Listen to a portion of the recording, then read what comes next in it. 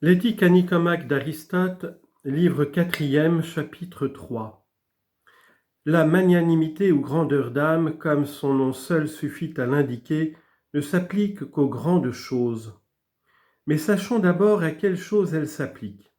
D'ailleurs, nous pouvons indifféremment étudier ou le mode d'être lui-même ou l'individu qui le possède. Le magnanime semble être l'homme qui se sent digne des choses les plus grandes, et qu'il est en effet. Car celui qui a de lui-même cette haute estime sans la mériter est un insensé, et il n'y a point de cœur selon la vertu qui soit insensé ni déraisonnable. Le magnanime est donc ce qu'on vient de dire, mais celui qui n'a que peu de valeur personnelle et qui le reconnaît lui-même, en ne demandant que des choses à sa portée, peut bien être un homme sage et modeste. Ce n'est jamais un cœur magnanime. La magnanimité suppose toujours le grand, comme la beauté qui ne se rencontre jamais que dans un grand corps, car les petits hommes peuvent être élégants et bien faits, ils ne sont point beaux.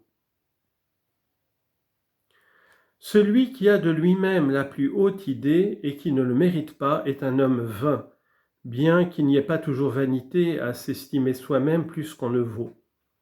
Celui qui s'estime moins qu'il ne vaut est une petite âme, soit qu'en effet ayant un grand mérite ou un mérite médiocre, et même si l'on veut simplement, n'ayant qu'un très mince mérite, il le place encore au-dessous de sa valeur réelle. Mais c'est surtout si l'on vient à se méconnaître, quand on est plein de mérite, que se montre la petitesse d'âme. Car ferait-on autrement si de fait l'on n'était pas capable des choses les plus importantes ? Le magnanime est dans l'extrême par sa grandeur même, mais il est dans le juste milieu parce qu'il est comme il doit être. Il s'estime à sa juste valeur, tandis que les autres au contraire pêchent soit par excès, soit par défaut. Si donc on se sent un grand mérite qui est réel, et surtout si l'on se sent le plus grand mérite, on ne doit avoir qu'une seule chose en vue, et la voici, la juste récompense du mérite devant s'entendre des biens extérieurs. Le plus grand de tous ces biens doit être à nos yeux celui que nous attribuons au Dieu même, celui que par-dessus tous les autres ambitionnent les gens revêtus des plus hautes dignités, celui qui est la récompense des actions les plus éclatantes, et ce bien-là, c'est l'honneur. L'honneur, son contredit, est le plus grand de tous les biens extérieurs à l'homme.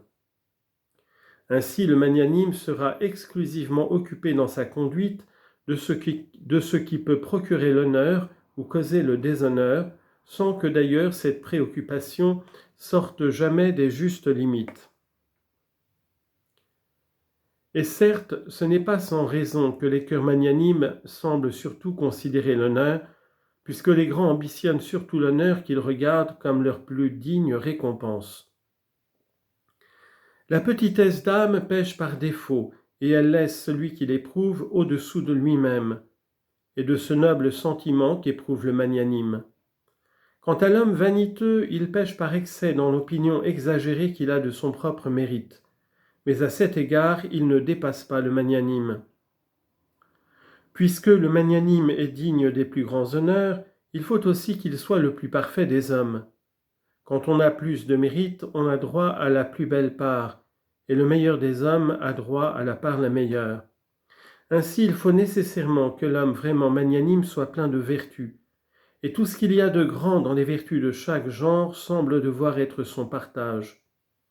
Il ne conviendra jamais au magnanime de trembler ou de fuir, pas plus qu'il ne s'abaissera jamais à faire le mal. Comment commettrait-il des actions honteuses, lui aux yeux de qui rien n'est grand ? Et si l'on y regarde de près, on verra que pour tous les cas, il n'y aurait qu'un profond ridicule dans la magnanimité si elle n'était pas accompagnée de la vertu.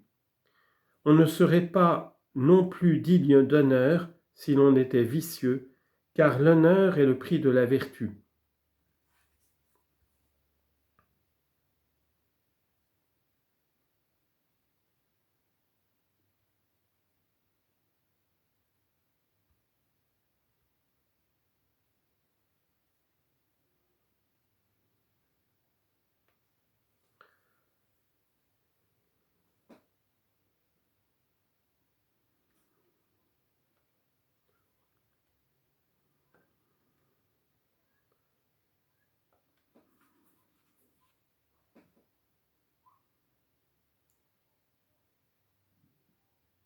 et il n'est dû qu'au cœur vertueux. Ainsi, la magnanimité peut sembler comme la parure de toutes les autres vertus. Elle les accroît et ne peut jamais exister sans elles. Et ce qui fait qu'il est si difficile d'être en toute sincérité magnanime, c'est qu'on ne peut l'être sans une vertu complète. Mais, je le répète, quoique le magnanime se préoccupe surtout de ce qui peut attirer l'honneur et la honte, il ne jouira que très modérément des honneurs les plus grands et de ceux mêmes que décernent les gens de bien. Il les regardera comme une propriété qui lui appartient, ou bien même il les trouvera parfois au-dessous de lui, car il n'y a pas d'honneur suffisant pour récompenser jamais une parfaite vertu. Cependant, il les acceptera puisqu'après tout, les gens de bien ne sauraient lui décerner rien de plus grand. Mais le magnanime dédaignera profondément l'honneur qui vient du vulgaire et qui s'attache aux petites choses, car ce n'est pas ce dont il est digne. Il aura le